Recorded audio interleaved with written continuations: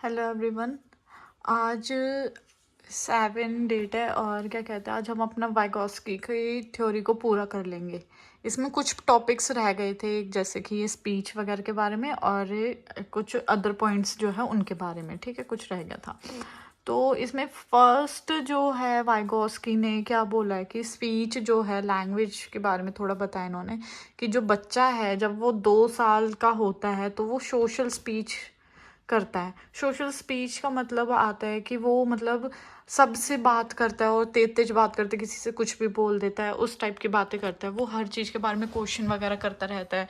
जैसे कि आपको पता ही है, 2 साल का जो बच्चा होता है, ठीक है, तो वो होते हैं सोशल स्पीच। जब बच्चा सबसे आसपास के लोगों से सबसे बात करता रहता है, ठीक है। तो फिर इसके बाद आती है प्राइवेट स्पीच। प्राइवेट स्पीच क्या है, 3 साल का जब बच्चा हो जाता है तो वो प्राइवेट स्पीच पे आ जाता है उसकी एज। उसमें क्या होता है, जो बच्चा है वो खुद से ही बातें करता है। जैसे कि अगर वो गाड़ी से खेल रहा है तो वो बात करेगा कि अरे ये इसका ये कैसे टायर घूम रहे हैं। अगर जैसे वो कोई पजल सॉल्व करे, ये क्वेश्चन भी आया हुआ है कि सीमा है, वो पजल सॉल्व करते हुए अपने खुद से ही बात करते हुए कहती है कि नीला वाला टुकड़ा कहाँ है, ये वाला नहीं, डार्क नीला टुकड़ा कहाँ है।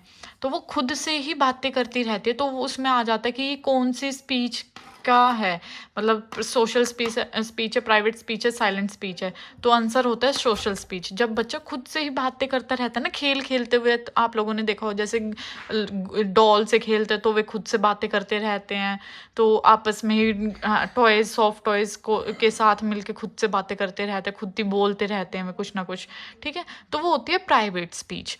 फिर आ जाती है साइलेंट इनर स्पीच। जब बच्चा पहले 3 साल का तो प्राइवेट स्पीच पे रहता है। जब बच्चा 7 साल तक का पहुंच जाता है ना, तो साइलेंट इनर स्पीच आ जाती है। जैसे वो खुद मन ही मन में बातें करने लग जाता है, मन ही मन में सोच विचार करने लग जाता है। ठीक है, तो साइलेंट इनर स्पीच आ जाती है और ये हमेशा 7 के बाद वो रहती है, हमेशा रहती है। ठीक है, तो यही है इसमें।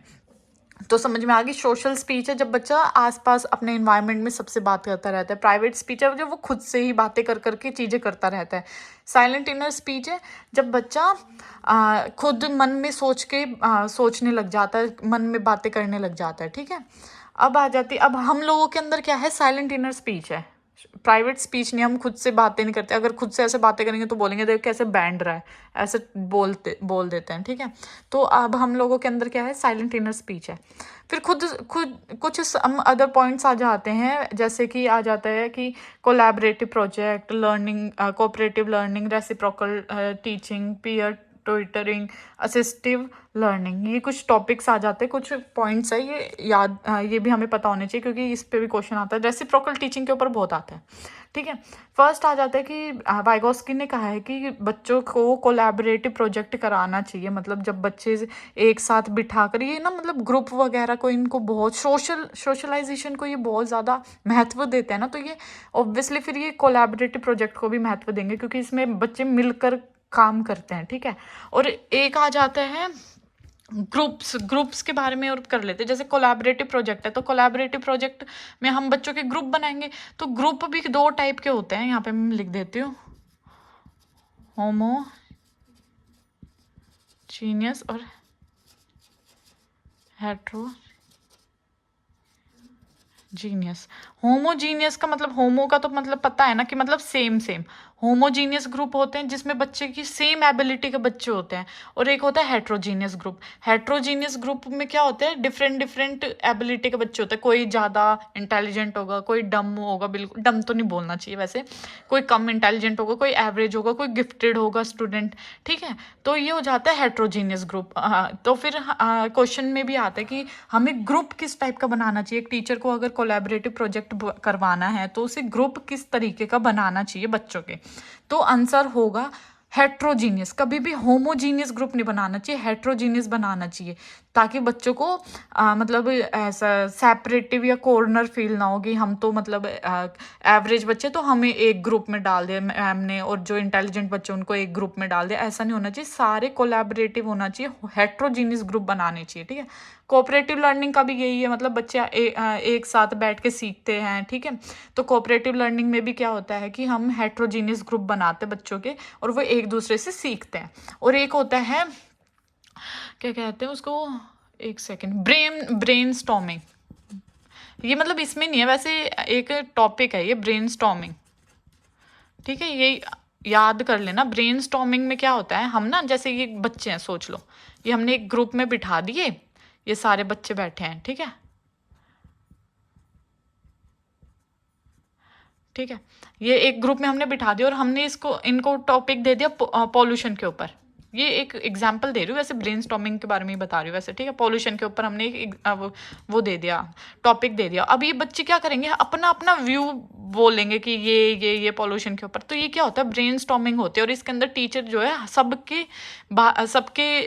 मतलब जो भी बच्चा अपने विचार रखता है, सबके विचारों के बारे में टीचर जो है सुनती है और उनके बारे में बातें करती है, ठीक है। तो ये ब्रेनस्टॉर्मिंग भी एक टॉपिक है, मतलब एक पॉइंट है। ब्रेनस्टॉर्मिंग हमें करानी चाहिए बैठ के बच्चों से, ताकि बच्चे अपने अपने विचार रखें और सबके विचारों को हमें अपनाना चाहिए। मतलब एक बार उनके बारे में बात करनी चाहिए, ताकि बच्चों को कैसा लेफ्ट आउट फील ना हो कि मैम ने तो हमारे बारे में बात ही नहीं की, या फिर एकदम से डांटना नहीं है अगर वो कुछ गलत बता रहा है तो, ठीक है। ब्रेनस्टॉर्मिंग तो इसमें क्या है, कोऑपरेटिव प्रोजेक्ट के बारे में भी तुम समझ गए हो और कोऑपरेटिव लर्निंग के बारे में। ये दोनों एक ही चीज़ है वैसे, कि मतलब एक साथ बच्चों के हम क्या बना देते हैं, ग्रुप्स बनाते हैं। और ग्रुप कौन कौन से होने चाहिए, हेट्रोजीनियस होने चाहिए। मेरी राइटिंग अभी बहुत ख़राब आ रही है वैसे इस टाइम पे, मतलब एक हाथ में फ़ोन है ना इसलिए। तो फिर कैसे ग्रुप्स कैसे बनाने चाहिए हमें, हेट्रोजीनियस ग्रुप्स बनाने चाहिए ताकि बच्चे एक दूसरे से सीखें, ठीक है। फिर आ जाती है असिस्टिव लर्निंग। असिस्टिव लर्निंग में क्या है कि एक दूसरे को बच्चे क्या है, अगर एक साथ बैठे बच्चे, ठीक है, ये बच्चे बैठे एक दूसरे साथ, तो वो एक दूसरे को जब बातें सुनते हैं ना, तो वो एक दूसरे की बातों को सुन के और वो समझते हैं और वो विचार करते हैं कि इसमें क्या चीज़ गलत है, क्या चीज़ सही है, ठीक है। एक दूसरे की चीज़ों को सुनना भी आना चाहिए बच्चों को, सिर्फ बोलना बोलना नहीं आना चाहिए, सुनना भी आना चाहिए। क्या करते हैं बच्चे, असिस्ट करते हैं, ठीक है, एक दूसरे की चीज़ों को। फिर आ जाती है पीयर ट्यूटरिंग। पीयर ट्यूटरिंग क्या होती है, अगर हम दो बच्चों को बिठा देते हैं एक साथ, ठीक है, तो तुमने भी देखा होगा जब तुम एग्ज़ाम के टाइम में एग्जाम्पल ले लेते कि हम अपने दोस्त से बोलते कि भाई भाई ये समझा दे मुझे, तो वो होती है पीयर ट्यूटरिंग, जब बच्चे एक दूसरे से सीखते हैं, ठीक है, जब एक दूसरे से बच्चे सीखते हैं, ठीक है, वो होती है पीयर ट्यूटरिंग। और एज अ मेरे साथ तो होता था कि अगर मेरे फ्रेंड मुझे कुछ समझाए तो फिर मुझे ज़्यादा अच्छे से समझ आता था, तो पीयर ट्यूटरिंग वो होती है। फिर आता है रेसिप्रोकल टीचिंग। रेसिप्रोकल टीचिंग में क्या होता है कि जब स्टूडेंट कुछ बोलता है ना, जैसे स्टूडेंट कुछ बोल रहा है तो टीचर उसकी बातों को सुनता भी है और कुछ सीखता भी है। मतलब ये है कि टीचर टीचर ना बोले, टीचर और स्टूडेंट दोनों के विचार रखे जाएं, ठीक है, और टीचर और स्टूडेंट एक दूसरे से सीखे, वो होती है रेसिप्रोकल टीचिंग, ठीक है। आप समझ आ गया। पहले हमने स्पीच के बारे में पढ़ा, साइलेंट इनर स्पीच 2 साल तक होती है जब बच्चा सबसे सोशल स्पीच 2 साल तक होती है जब बच्चा सबसे बातें करता रहता है, ठीक है। फिर आ जाती है प्राइवेट स्पीच, जब 3 साल का हो जाता है बच्चा, वो मतलब फिर वो खुद से ही बातें करने लग जाता है, खुद से ही बात करता है कि ये कहाँ है, ये कैसे होना चाहिए, चलो घर चलते हैं, डॉल वगैरह से खेलते टाइम, ठीक है। फिर क्या आ जाते हैं, साइलेंट इनर स्पीच आ जाती है जब बच्चा खुद मन में ही बात करने लग जाता है, ठीक है। उसके बाद हमेशा साइलेंट इनर स्पीच ही रहती है हमारे अंदर। फिर आ जाते हैं कोलैबोरेटिव प्रोजेक्ट। कोलैबोरेटिव प्रोजेक्ट में क्या करते हैं, हम ग्रुप बनाते हैं बच्चों के और वे बच्चे क्या करते हैं, एक प्रोजेक्ट के ऊपर काम करते हैं, ठीक है। फिर ये कोलैबोरेट, ये सारे एक तरीके से देखोगे ना, ये सोशल कर रहे हैं। देखो हम इसमें भी बच्चा सोशल हो रहा है, इसमें भी सोशल हो रहा है, इसमें भी सोशल हो रहा है, इसमें भी सोशल हो रहा है, इसमें भी सोशल हो रहा है, ठीक है। एक दूसरे से सीख रहे हैं और सोशल हो रहे हैं, ठीक है। फिर आ जाता है कोऑपरेटिव लर्निंग। कोऑपरेटिव लर्निंग में भी यही है कि बच्चे एक दूसरे से सीखते हैं, ठीक है, और एक साथ काम करते हैं। रेसिप्रोकल टीचिंग में क्या है कि टीचर और स्टूडेंट दोनों एक दूसरे से सीखते हैं। फिर आ जाता है पीयर ट्यूटरिंग। पीयर ट्यूटरिंग में क्या है कि बच्चे अपने साथी दोस्तों से सीखते हैं चीज़ें, ठीक है। फिर आ जाता है असिस्टिव लर्निंग कि हम जब कुछ भी बातें करते हैं तो हम एक दूसरे की बातों को असिस्ट करते हैं, मतलब विचार विमर्श करते हैं, ठीक है, क्या सही है क्या गलत है ये चीज़ देखते हैं, ठीक है। ये है कुछ अदर पॉइंट्स।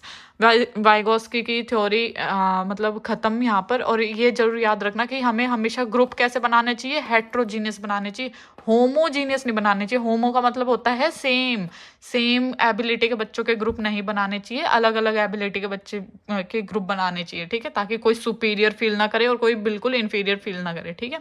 और ब्रेन स्टॉर्मिंग के बारे में मैंने बताया कि ब्रेन स्टॉर्मिंग में क्या करते हैं, हम बच्चों को एक ग्रुप में बिठा देते हैं और फिर उनसे एक टॉपिक के बारे में बोलते हैं और वो अपने अपने विचार रखते हैं और टीचर सबके विचारों को एक्सेप्ट करता है और उसके बारे में बात करता है, ठीक है।